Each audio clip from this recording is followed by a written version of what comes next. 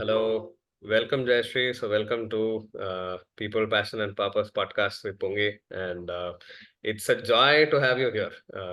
And we've connected on multiple conversations. Each conversation, I think, with you is very good to start, and I don't know when it'll end. So there's Yes, so much thank to you. discuss. Yeah, Pungi Dasa for me. Absolutely, absolutely. I think it's a joy every time to talk to you. You are a coach. You run your own program, the Roots to Roots, and then also I've known you as somebody who does the genetic brain profiling space.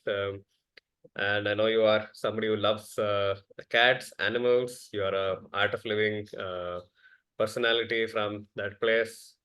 These are many of the things that I know of. You've been a teacher and a facilitator. You love mathematics. So I think these are things that I know of. But is there anything else that I missed? Anything else that you'd like to add?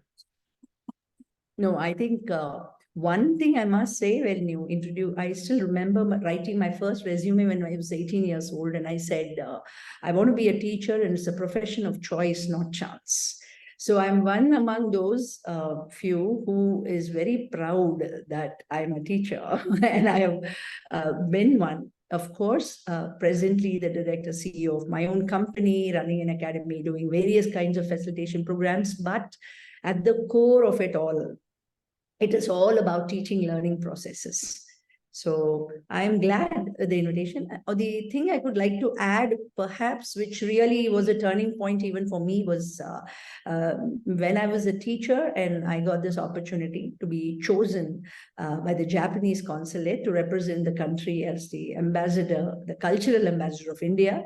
And that definitely made a lot of difference because out there they respected me for being a teacher. They allowed me to handhold a lot of facilitators across the country, but what they also respected me was for because I was from the land of the Buddha, and they were actually practicing the Gurukula system, and they said it all came from India. So the way I would educate, the holistic way in which I would look at things was something they felt I was living as an example. So when I returned to the country, I began to travel the entire country and said, I am going to now spread this wonderful oneness of India. And I fell in love with India much, much more than, than I went, before I went there. And that love continues. And yes, so does the journey of introducing and reintroducing India, Indianness to everybody. Thank you. Thank you for having me here. I think our conversations have been always bright and energetic, and I think the moment somebody sees you off screen, on screen, there's that energy about you that like essentially makes us pause, saying there's somebody here. Uh, what's your journey around that energy, that aura that you carry? You really went to the core again. You hit the jugular. Yeah. So I think there was an innate thing of joy in me. So everybody would comment on my smile, and which would come quite naturally, and I would always be surprised why. Somebody is giving me accolades for my smile when that is the most natural thing and the natural way to be for all of us. But then slowly I stopped taking it for granted and I started realizing what I was doing. So genetically, I'm definitely blessed. And another aspect is the practices. So I remember valuing everything and anything around me, both people, places, objects, everything had a value.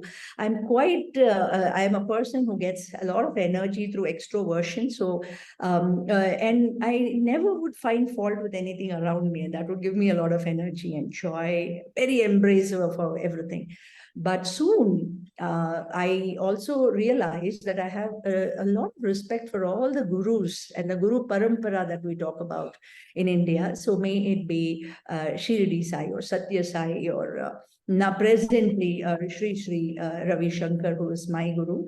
And for the past 20 years, I've been practicing art of living, the meditation, the breathing exercises. And by virtue of that, I also feel I'm inviting a lot of wonderful things into my life. But what goes around, we say, comes around. So, the respect and the joy I find in anything and everything around me is just coming back to me. So that's what is happening, and that is the key, totally the key. So I have not burnt any bridges so far. I have great respect for the mentors I've had, like Mrs. Y.G. Parthasarathi of the Padma Seshatri group of schools where I was working initially for close to 19 years. And then Mrs. Chitra Ravi, who is the founder and CEO of Easy Vidya. I find these mentors very inspiring and walking the talk. And very soon the vision and everything kind of, I absorb it like a sponge, I say. So all the goodness around me. And so now I am here standing and inspiring and a mentor and a teacher trainer and train the trainer and working the same way that people worked on me. So that is the key to my joy. Wow. Wow. So I could also sense a very strong value system of gratitude, of respect for people that have paved way until we've got here, and I can also see you paying it forward. I think many questions are coming to me. I think one of the things that essentially is throbbing at this is, how did it all start? From, if you were to tell your story, however much time you want, you can share it. So if you were to tell your story, how would you do that? I think I kind of split it into various timelines and events. So I'm sure first, beginning with my childhood, it's been an extremely sensorial childhood. I am a sensorial learner, and I happened to grow up in an environment which had a family at the crux, and it was a joint family. My family was a unit family, but we grew amidst this entire structure in Hyderabad, Amirpet. They are Palakkad Iyer family, who had about 5 sons and 3 daughters, and everybody around. And there's a huge neem tree at the center, and we playing around the tree, climbing trees, climbing walls. This is the kind of childhood that I had. So tremendous joy. And I think presently that's what I feel for every child now, that the better your childhood, nobody then can take it away from you. So that is the beginning. And then even there, standard 3, I used to be teaching students from standard 2. So the more I would teach, the better was my understanding for me of the concept itself. Otherwise, I would actually grapple, not really find it that easy to understand abstract math, but I would stand up there on the board and start teaching. And then I would learn it way better. Soon I realized that the more I exchange, the more I interact, the better is my this one of learning. So, and then it is a beautiful life of college in Hyderabad again, and a complete science student into biological, physical sciences. But on the other side, completely into drama. And I don't know if you guys know about this little thing that is called What's the Good Word, where, you find a word by looking at the synonyms and the antonyms. So if you should be given clues with synonyms and antonyms, and you guess the word. Mm-hmm. I remember having a fantastic friend called Babita Paul, and we used to practice that regularly. And so, may it be art, may it be music, may it be drama, may it be this one, we just aced it all. So I walked out with the Eve of the Year award from my college, which I still hold on my thing. And then came this journey of, very early marriage, yet unstoppable. So I went on to teach with my baby in the lab, and a complete full-fledged profession, at the same time doing my bachelor's in education, doing my master's in science. And truly today, I'm ready to share that I have never stopped learning. So even today, I attend classes from 5:30 a.m. to 6:30 a.m. on genetic brain profiling. And it's that unquenchable thirst for learning. So I went on to do my master's in science, then master's in English, just because my English classes rocked, and then went on to do education, and then went on to learn psychology, because I was then beginning to teach adult learners. And I realized they are tougher nuts to crack than the younger children. You give younger children love, you get back much more. The adults are filled with cynicism, doubts. So I went on to do my social psychology from Wesleyan University. I went on to do image management, because I said, what is that one thing, anything that can make me win hearts? And that is all, that would what take me towards learning. So I went on to do that too. On the other side, I moved from here to an educational research innovation company, because the school, one institution wasn't able to contain me anymore. So once I moved into this education, research, and innovation, I started touching base with thousands of institutions around the country. And everywhere it was a hit. And meanwhile, we were also coming up with an amazing curriculum where I was, given these opportunities to understand what was afflicting the youth outside, so that we can plug those problems by tweaking the curriculum. So because in Tamil, they say, "Aindula padiyadadu, aimbadula padiyadu." I do not know how we say this in Kannada, but what it means is, if you can't mold somebody at 5, you cannot mold them at 50. So I would like bring it back into the classrooms and say, hey, start doing all this so that, they lead a better life as adults. And that curriculum actually went on to win Asia's Best Curriculum Award, etc. And I'm very proud that we were part of that, the group that actually initiated all the processes and got it all started. So then there were these amazing projects by Wipro, IBM, and Microsoft, where I was a senior consultant, and I was working both as a master trainer, understanding the needs and tweaking the programs and ensuring that things started translating in the field. So I was a total content plus field person. That is something very rare. You're either doing research in a room, or you are outside in the field, fun in the field or research in the room, but you need to do both. That's when you can bring back the issues from here, and you can take back the solutions. You can observe if your solutions are working, come back with more questions here. And that was my world for close to 12 years. Which brought in a lot of depth, understanding with substantial experience. That is the time when I realized that most of the youngsters did not want to travel on work. They wanted the comfort of this one. They were getting laid back. Physical energy was so low. And they were also not able to adjust or adapt very easily to different places, different states, different. That's when I started zooming my lens into that thing and said, what is it that we are not doing in schools and colleges well, that these youngsters are not able to? While me, by then I'm already walking into my 40s, and I'm traveling for 15 days in a month, and I seem to be getting charged and further charged and further charged. So that's when I realized that the educational tour spectrum in schools and colleges is not doing a great job of helping students understand how to travel, how to plan before you travel, how to interact with people, how to recharge yourself even while you're traveling, so that you perform very well at the destination. And I saw that this was a serious aberration, because of which today 70% of the jobs that involve travel are not even taken up, because everybody wants to just be in the comfort of the house. So that is what nudged me to start IBM Academy. If you really look at my logo, I think I'll shift my head a little bit and show you. If I did, you can see E with an arrow, like the Amazon arrow, just indicating that while people come to this academy to learn, they will first of all identify their own spark, and then they will start nurturing their abilities and align it with the needs of others, and thus be very successful. Now, to do that, it was very, very important to take them outdoors. So it's not just about what you can do. It is about how your skill can be useful for another person.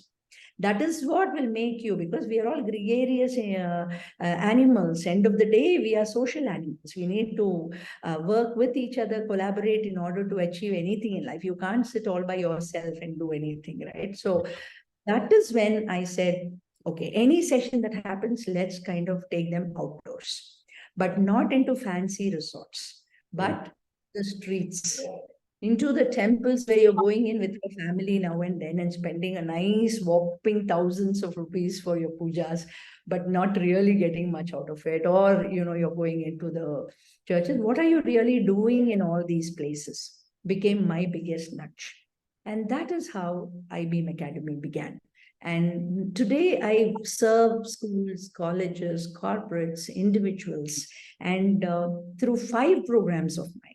And so this journey, I will say, has not been like, oh, I started this, I did this, and I forgot. And it was a beautiful constructivism.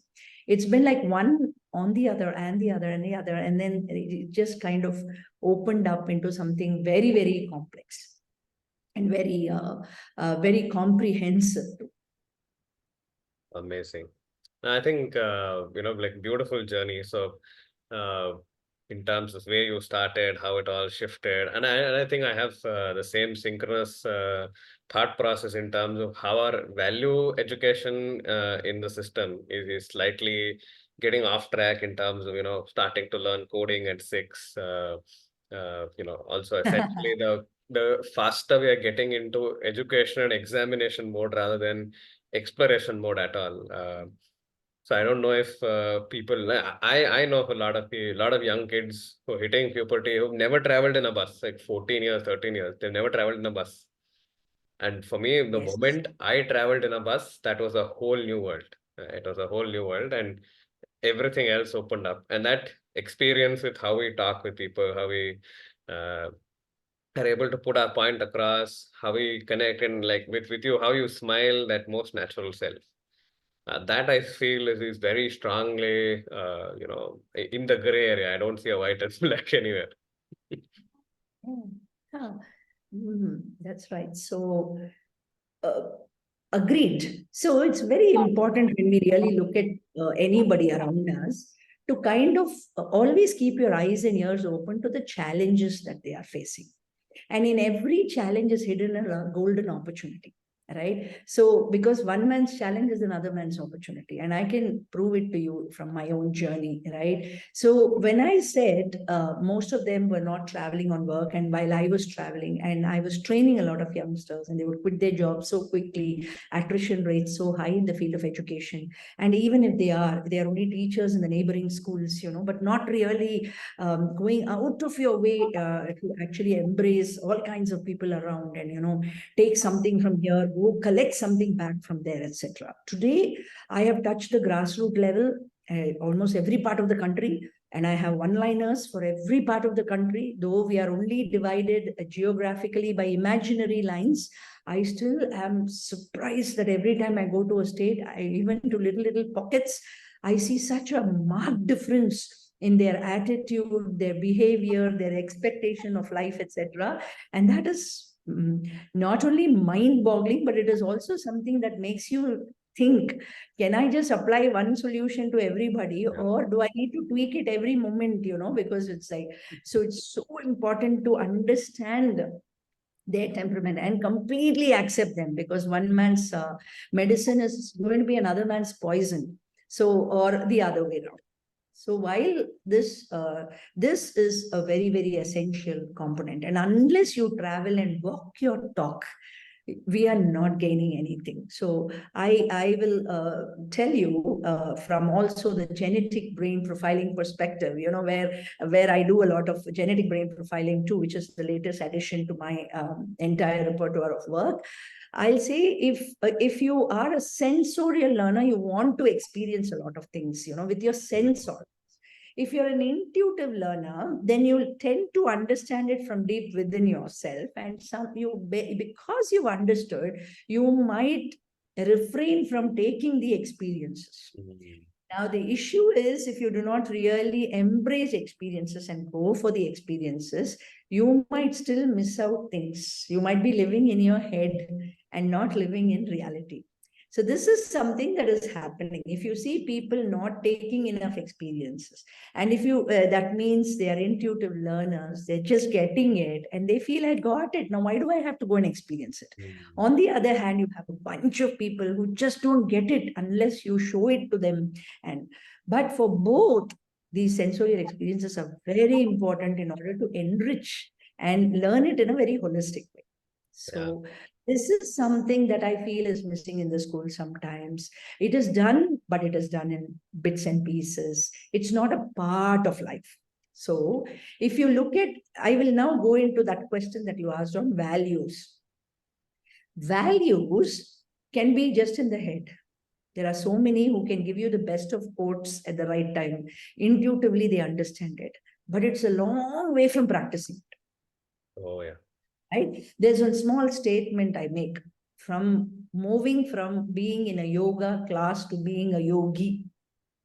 So a yoga class is where you are like working it, you're understanding it, you're heading it. Okay, once and twice you apply it when a teacher gives you, or when a teacher gives you a demo, you're just seeing it, or you're watching a lovely video and you're playing in somebody else's life, and you're like, oh wow.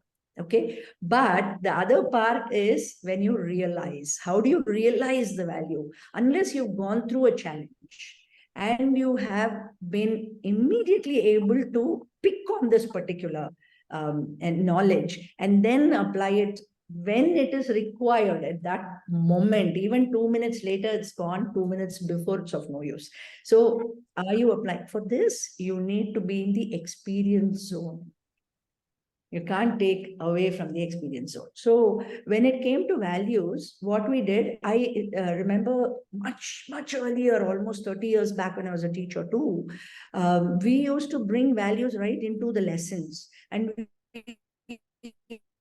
had a separate value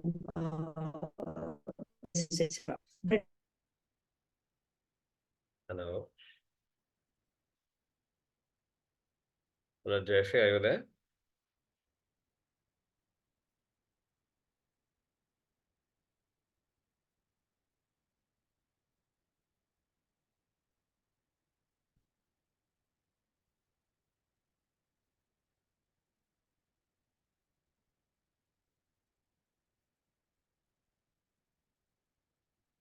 Yeah, you're back.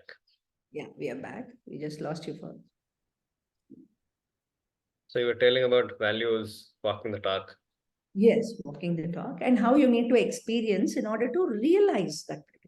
So when we moved into this education research and innovation, we started building it to the concepts. Like, for example, value is never separate from the rest of your life, right? So whatever you're doing, like if you are even looking at, for example, let's say you're doing a complex topic on organic chemistry, and let's say you're doing benzene and the structure of benzene. So you need to look at, why should I learn benzene structures, right? So one part is, okay, what is the skill I'm developing? This, and the other side is, how do I apply this particular knowledge in order to, do.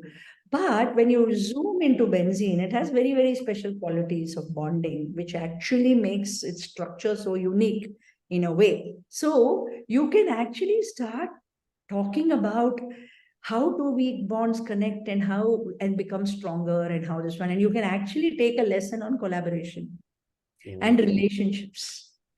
Now that is the way you need to look at for values, right? So, and this is how, so whatever you're taking, into the thing, how could you build in a life skill? So today I'm a life coach, and I promote life skills in schools, colleges, and corporates. And I'm like, I also, because for me the context that we are teaching, the concept, the student, and the life skill merge into one.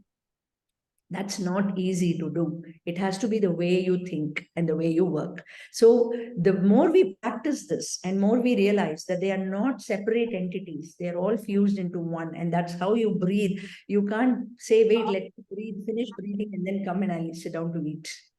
You are breathing while you're eating, and you need to know when to take in the gulp of air and when to take in the gulp of water. right? So this is precisely how we need to work. So that blend, that unique blend is what I'm working on. And that is what is a surprise element also in my workshops. People are zapped at the connection that I make, the abstract connection. Said, how did you play this game and come to this location and actually do a lesson for chartered accountants? The chartered accountant feels that yes, she did deal with my topics, and yes, she dealt with my challenges, and yes, she dealt with a life skill that I need to pick up to be able to work better in the field that I am working in. So which means how you bring that connection and blend everything is what a master trainer should actually do. And that is where, so it's just calling it an experiential workshop. No, it is much beyond that. It's making you not understand a topic or apply it now and then, but it is making you realize, that is the key to the whole thing. So when you say values, that is how it works for me. Wow, fantastic. I think I never expected the conversation to go from values to benzene to, the beyond the experience and the realization. That's, I think, a master trainer at work. But I think I told you I will ask you one question. I think that's the exact place we are at. The first conversation we had when I was at your house was you brought in this term called Bhairava Moments. I think that has stayed with me for a very long time. I want you to introduce that to everybody who's listening and watching. Thank you. Because see, there's one thing that I really want everybody to understand, that when we pick up some contexts, which are very familiar around us, if we have any kind of a thing that, oh, she's talking religion or she's talking this one, your shutters are down. Keep your shutter open and be very open-minded. You will realize that everything around you is talking to you. So coming to this Bhairava moment. So there is a beautiful text called Vigyan Bhairav, all right, where it's a conversation between Shiva and Parvati. Please don't now question me and say, does Shiva exist, does Parvati exist? Whatever way you wish to get it, even as characters from Harry Potter, I don't care. But there is this Shiva and Parvati, and they're conversing with each other. And Shiva is taking this form, and he's in a kind of a cosmic dance. And he is dancing so beautifully that he is quite in a state of bliss. He is not dancing to the audience. He is not aware. He is just blissfully in his own, state. So when Parvati notices this, so you can now visualize the Sufi dancers, okay, who keep going in spirals, and they keep chanting, chanting, chanting, and sometimes your days, how can they do all three together? They're chanting, they're spinning on their thing, and they put their hands up, and they're all in one moment, completely in Yeah. sync. Similarly, when you notice some players or some poets, and it's just flowing. Even when people are speaking on the stage, it's just flowing through them. You sometimes wonder at the speed, and then where is he processing? He didn't pause to process, and it's just flowing out. That moment is what Parvati observes. And she says, how do I achieve this? Because I want to achieve this. And Shiva then came up with Shiva Sutras, and he said 120 forms of meditation and classic ways in which you can actually achieve the Bhairava form. Now, I had actually gone through these texts and I had understood this. But being an educator who educates right from a tiny tot and a kindergarten teacher to a thing, I'm going to simplify it for you. Whenever, now you have to think, whenever you're doing something very interesting, you might be an artist, you might be a dancer, you might be a singer, you might be a poet, you might be a writer, you could be anything. But have there been moments in your life or in your day when you suddenly looked up and said, really, did so much time pass? Or you look and you haven't even moved your body, and then your body says, oh my God, I've been like still in that moment for so long and doing that. And that sense of, wow, absolute calm, no stress, yet you have been working for hours on end without even realizing that time has passed. You did not realize where you're seated. You don't realize this, and that is called beyond space and time moment. When you are allowing the energy to flow through you, you become hollow and empty, and you are allowing some action to happen. based on your proficiency, frankly speaking. Your writer should have an intelligence with words. This one should have an intelligence with body.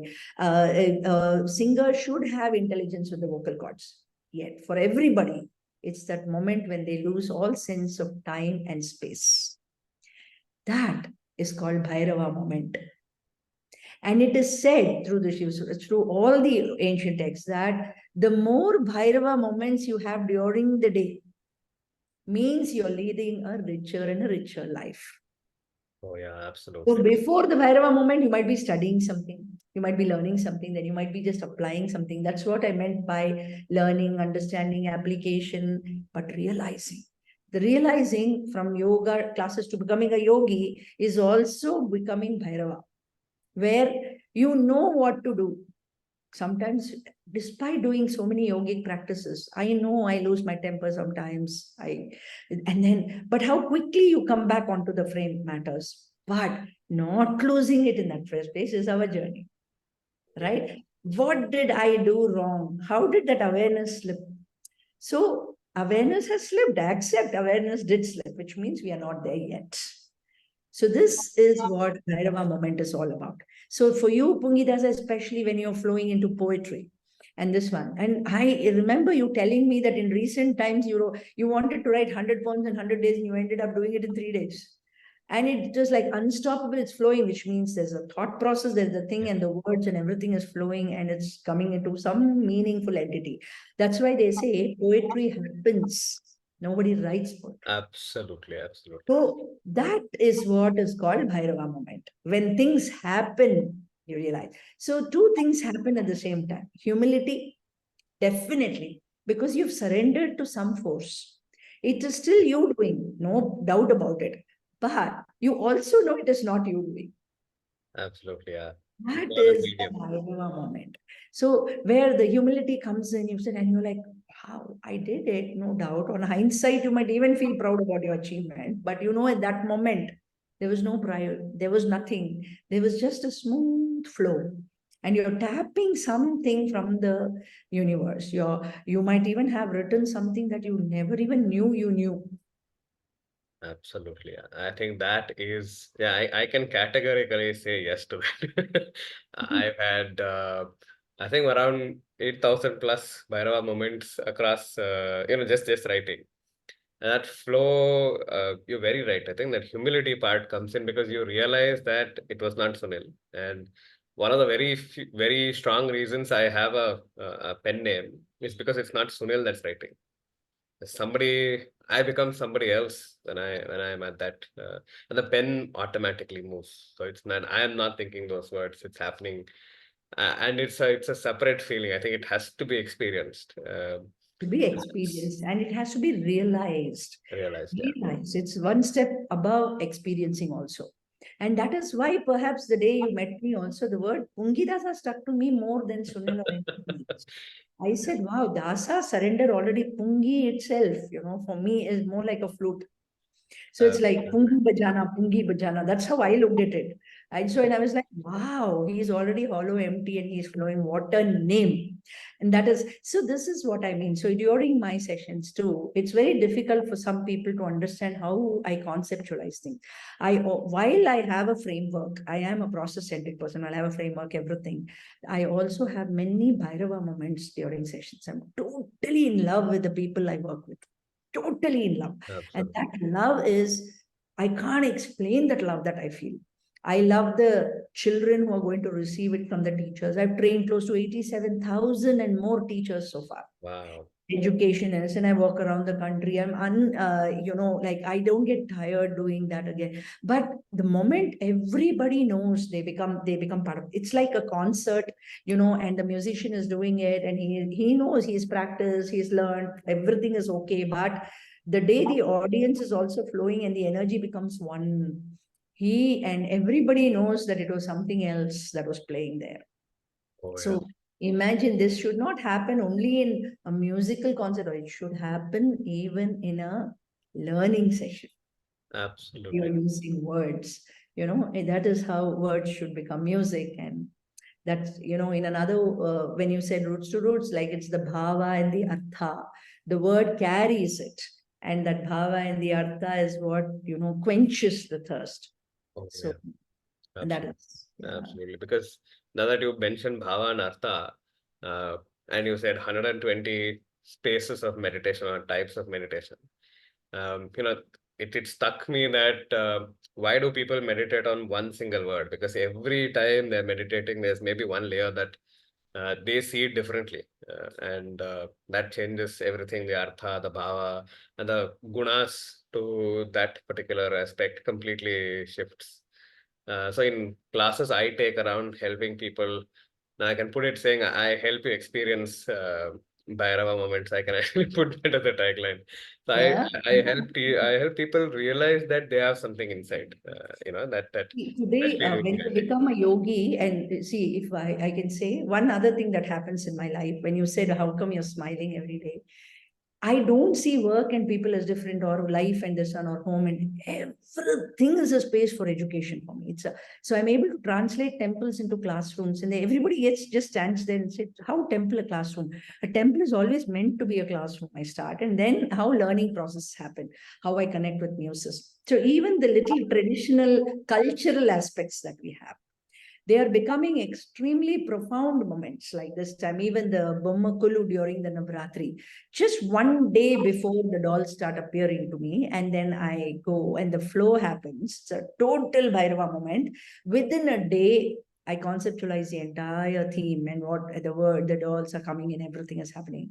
And from that moment onwards, the guests who start flowing in, I keep inviting anybody and everybody, even the guests begin to contribute. There is a complete alignment that happens between the dolls, between me, between the people who are coming in, and they also become contributors. So by the end of that experience, when they return, they don't say, "Wow, Jayshree has done a great job." No, they say, "Wow, what an experience it is." absolutely, yeah. It's never about somebody else doing a great job. And there's one word I want to share here, which I feel I should leave here, you here. See, it's very easy to put somebody on a pedestal and, say, "Wow, they're doing a great job," or, and then suddenly what follows will be envy or jealousy. But if you're really inspired, then it is you who will be turning yourself into action. So you're in charge. So for me, I always warn everybody, even when they give me feedback, I don't say, "Wow, how do come you're smiling? What did it do to you? Be in that, embrace me. I'm part of you, you are part of me. What happened to you?" That's it. And that is called inspiration. So one of my programs, Learn to Facilitate, my tagline is, "Be inspired in order to inspire." Yeah. So my students are my inspiration and they inspire me. So it's like a continuous chain of inspiration. Beautiful. Beautiful. And yeah, roots to roots is of course mainly because unless we identify with a place and have a sense of belongingness with a place or a religion or a small group or anything, we will never build a sense of belongingness with anything else around us. Yeah, absolutely. So that sense of belongingness in smaller pockets are very, very important. I'm not talking about fanaticism. I'm talking about sense of belongingness. Yeah. Right. So there are three kinds of ego. One is called Rajasic ego, then Tamasic ego, and Sattvic ego. Ego is very important for us. But if it is Rajasic, you will feel I am one up. The others are just don't understand me. They are like useless. When you have tamasic ego, you will feel victim mind. You will feel, "Oh no, everybody is after me. I am so useless. I don't belong here." Both are dangerous. Sattvic ego is when you feel a sense of belongingness with everybody and anything, and you're blending and you're moving. So no matter where you've traveled in the country or outside the country, your sense of belongingness is always there with you. Absolutely. And my programs are trying to build that, sense of belongingness with the place, with the culture, with the ethos and everything. So all these terms like Sanatanis and this one and all, they don't even touch my surface. I'll be like, "Buddy, I've been here and I've always seen this around, but I want to understand this and not misunderstand. And I don't want to build fanaticism in my head. I want to believe." So from fear, move to faith. Faith in people, faith in the processes, trust. I have written a text long back when I was very, very young, calling it the trusting beget the trustworthy. Mm. And it was an prose text was aligned with this theme called the trusting beget the trustworthy. So, which means the more trusting you are, don't worry. There could be some people who might be playing the truth, but you will see through. Something will help you see through. And only the trustworthy people will be around. Oh, amazing. Yeah, I think trusting begets the trustworthy. Wow, I think that is, it's something that has many layers around it. I And am thank sure. you to you too, because you said Bhairava and you said just be in the flow. We never exchange any questions with each other to do this, Absolutely, very no, important. absolutely. No, and I love, especially moments like this where both of us are like somewhere I don't know what the question that's going to come next, and then maybe you don't know what the question is going to come next. You don't also know what the answer that is going to come next. We are in a beautiful moment of flow. But I think one of the things that I also wanted to ask you is that Roots to Roots program. You said temple becomes a classroom, and you also I remember you saying Tiruvannamalai is one of the hot spots for you to take people on the trek, and then things emerge for people. I'm really curious as a kid to sort of learn that. How was Ah, lovely. You're actually bringing me back to values again. Just see. So there was this school I walked into, and I was asking them, you tell me what your challenge is. Okay, what is that one lesson children don't like? What is it that you're not able to communicate to your children? And I will weave an educational tour around that is the challenge. So the principal is an amazing lady. She called some of her teachers and said, come on, tell us which topic the children hate. So one of the social sciences teachers told me that the children hate the topic seers of India. Mm. For a second, I was stunned. Actually, it hit me like that. Okay. I was like, boom, what the? I was like, wow. I calmed down and I said, what could have gone wrong is the next question. So I said, why?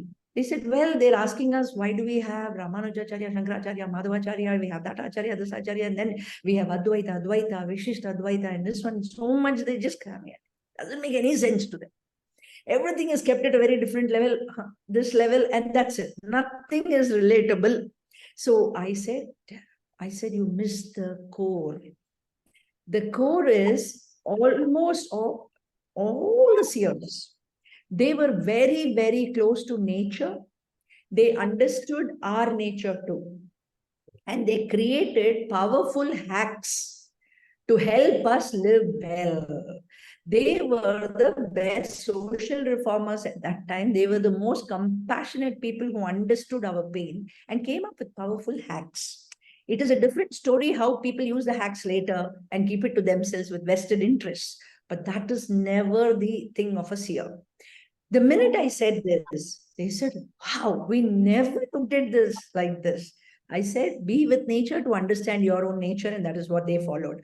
Point one. And I just closed my eyes, and this school was in Hosur, and I said, hey, Tiruvannamalai is very close to this place. Why don't we plan an educational tour to Tiruvannamalai? And why don't we take Ramana Maharshi as the example? And why don't we take this Girivalam or the Giri Pradakshina or walk around the mountain as an experience to help them understand why seers said or did or prescribed what they did?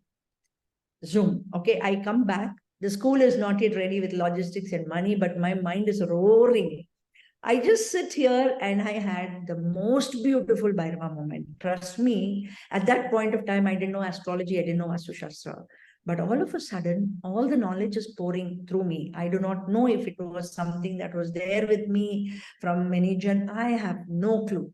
But for me, I'm looking at the Girivalam and I see 8 Shivalingas and I say, wow, each one is in a particular corner. Specifically, Indra is in this place. Specifically, Northeast is where we end the whole show. Specifically, there is something called Yamalinga and Nirutilinga. And I suddenly see it's a life cycle. It is from birth to death. And you start the Girivalam somewhere in middle life, mid-age. You don't even start. You start at youth and you walk around. And that's how you complete the Girivalam.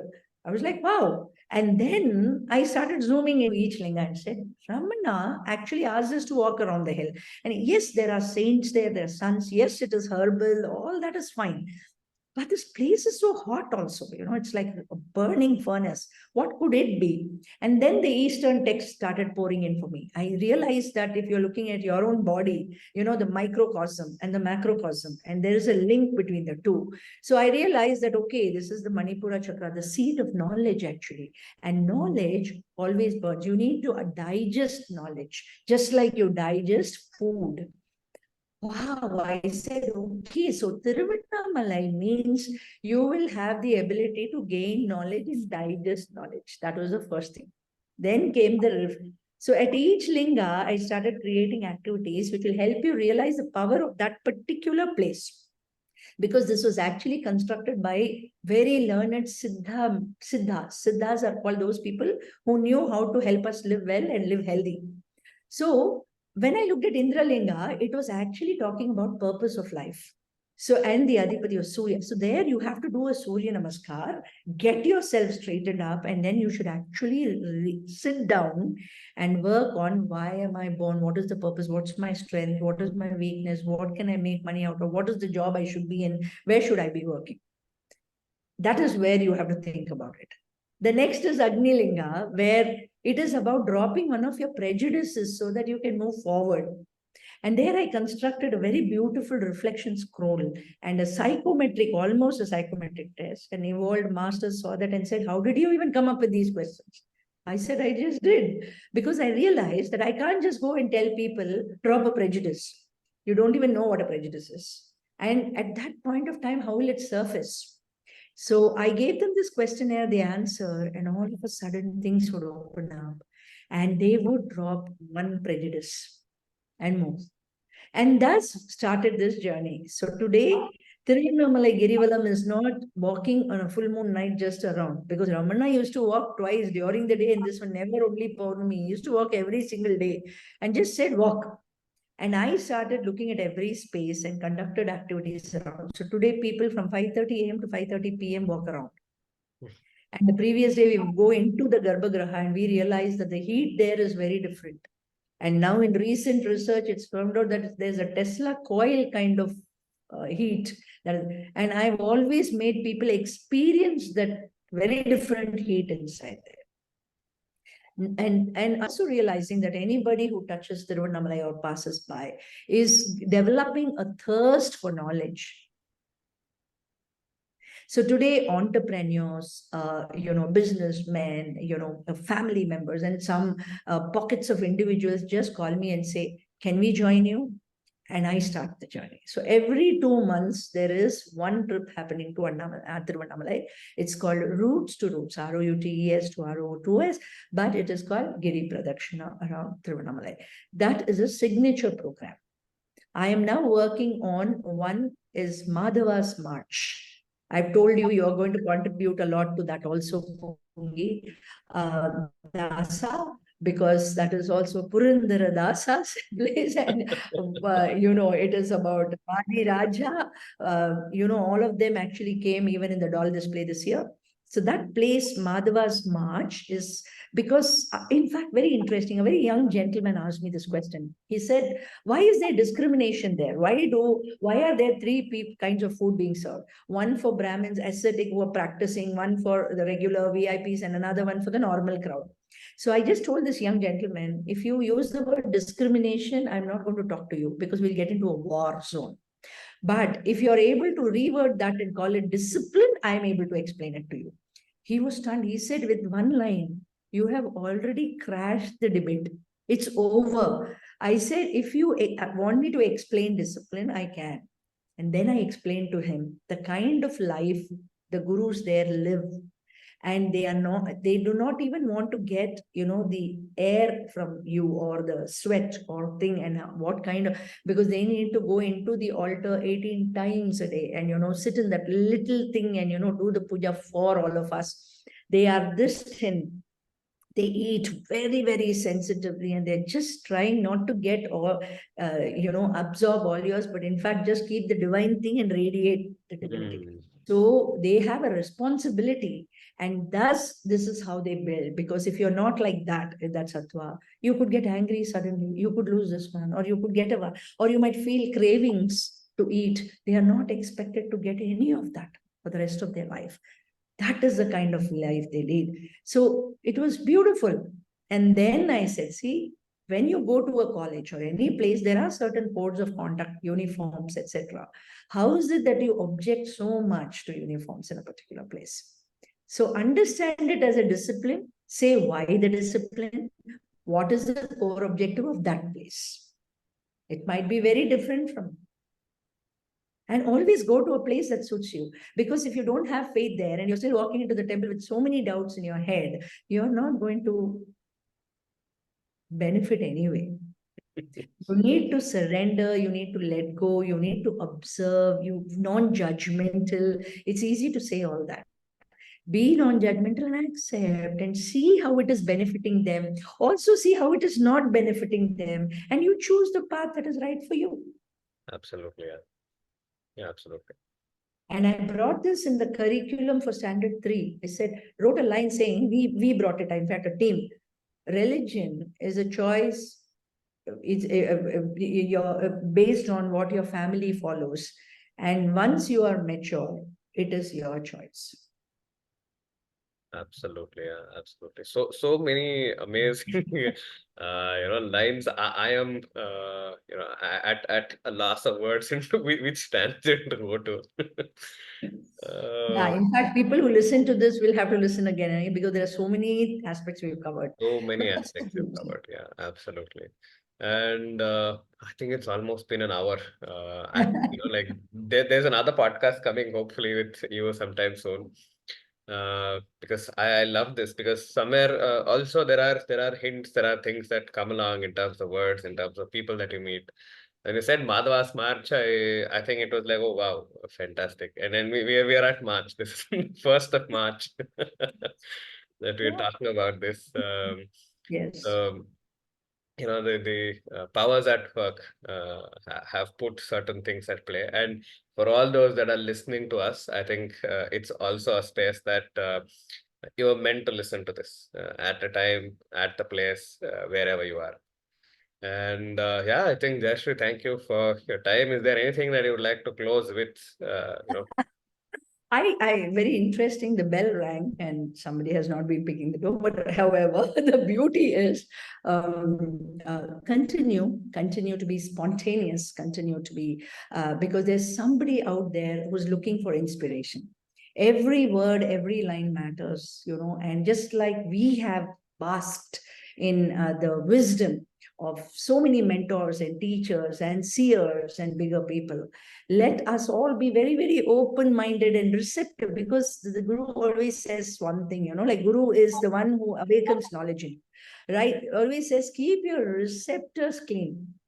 Receiver should be clean, and patra ko khali karo or patra ko ready rakho, because there's so much blessings that are waiting to pour in. So that's it. If you feel clouded, walk into our places. If you feel you do that, but just keep cleaning up your patra, and Absolutely. just be so open and receptive. Yes, that doesn't mean you mustn't question, no doubt, but fine that you're saying this. There are 3 kinds of arguments. One is vitarka, kutarka, and tarka. Tarka is done to understand a concept. Neither are you saying no or poo-pooing it. With kutarka is when you are arguing in order to retain a wrong habit. Like, oh, don't smoke. And we're like, oh, why? It is people who don't smoke who have more cases of cancer than people who smoke. Now that is called kutarka, right? That there is no point in talking to kutarkis because it's useless and a waste of time.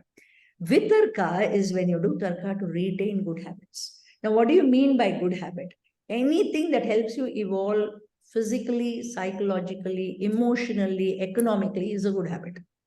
So anything that you are practicing in order to help you evolve to a better pace, that, and you're arguing to retain that, that's called vitarka. So do have curiosity, question a lot, but kutarka, you're getting nowhere. With Vitarka, you're evolving. With Tarka, you understand. Wow. So even after listening to this, I think we should do that more and more. I should do that more and more. There should also be more and more podcasts, and whatever the universe has in store for us is going to come. But I love the way you said receiving, because when you said receiving, one of the first things that came to me is depending on your patra size, it's what you get. So if you have a lota, you get what is there for a lota. If you have a hyundai, you get it for a hyundai. If you have a tank, you get it for a tank. So this just also expand on what we Maybe are. next podcast we'll speak more scientifically about neuroplasticity and all that, and a little more about genetic brain profiling. So you also understand it physiologically how your brain functions and what you can do. Today it was on a different plane. Next time we can take it to a different plane. Whatever Absolutely. you guys demand, you will get it. That's why Yes, they say yes, you have yes. to ask. You Yeah. have to ask and you shall fight. Yes. Fantastic. Thank you so much, Jayshree. And I'll also be sharing your details in the description so that people can reach out to you, via email or through your website. But I think it's been fascinating for me, and it was meant to be that this podcast happens. And hi, there's always more stories to share. We didn't touch upon Japan. We didn't touch upon genetic brain profiling. I think there's always a lot more to share. I hope that the universe brings us together for more interesting aspects and spaces. But for today, for this podcast, I think thank you so much.